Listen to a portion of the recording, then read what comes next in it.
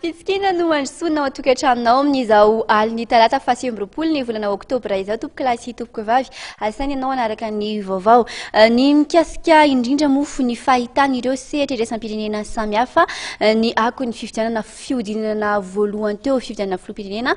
isany asongadina ao anatin'ny vaovao eo ihany koa mofo ny tontolo ny famatsiana solika sy ny fepetra izay noraisiny ireo kompania solika manoloana ny fiainany ny tahiry solika ary farany isany asongadina ihany koa anatin'izao vaovao izao ny ako ny fivoriny ny kongresy ny tetezamita avy hatrany ary isika dia iroso anatin'ny vaovao ara-politika omenanao vetivety aloha ao anatin'ny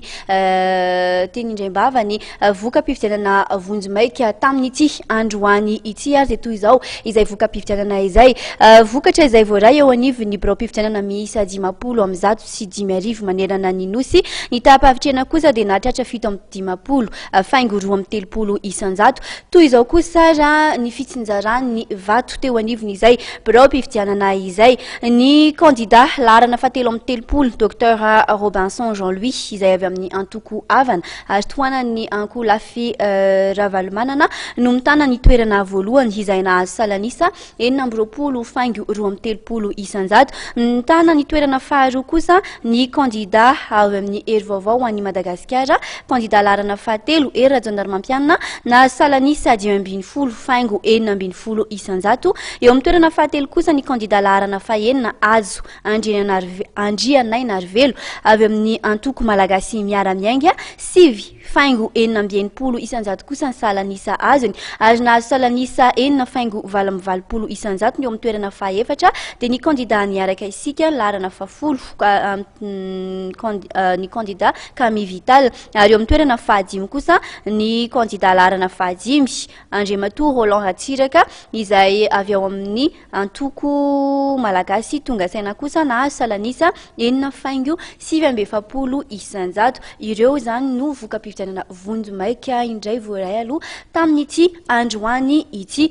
iroso hatrany isika anatin'ny vaovao ara-politika eo amin'ny tontolo ny fifidianana izay ihany mosy ny akony mitarika amin'ny sambato tamin'ny birao-pifidianana samihafa tao amin'ny distrikany Vohipeno ny kandida larana fahenina azo Andrianaina Arivelo araka ny tatitra nataon'ny ministra teo aloha Jean-Claude Rakotonirina naneo ny fanantenany ny akaran'ity kandida ity amin'ny fidinana faharoa Andriamatoa Jean-Claude Rakotonirina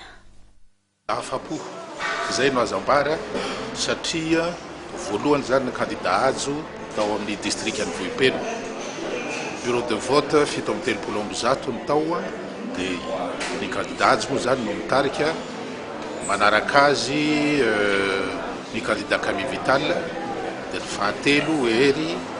dia ny kandida Robinson moa somary lavidavitra ihany tao anatin'izay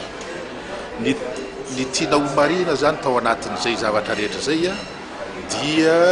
ny fiatanany vahoaka tany satria ny vahoaka tao Vohipeno zany dia natadidy tsara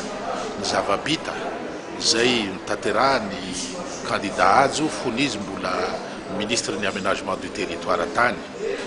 tsangam-bato moa filazanay azy tao anatin'ny campagne ary dia tena niraisiny vahoaka tokoa zay tsangam-bato zay akoatrin'izay tafita tany koa moa zany ny afatra momba n'ireo programme an'asa zay netiny kandida hazo Andrianaina Arivelo ka dia tena miandrandra fatratra zany ny vahoaka ny Vohipeno ary manatena ny firosoantsika amin'ny 2e tour mba azahoana ny fandresena amin'ny arivany 20 décembre zay zany no fanantenana any ka hatramin'izao hatramin'ny androany zahay dia mbola manatena ary koa matoky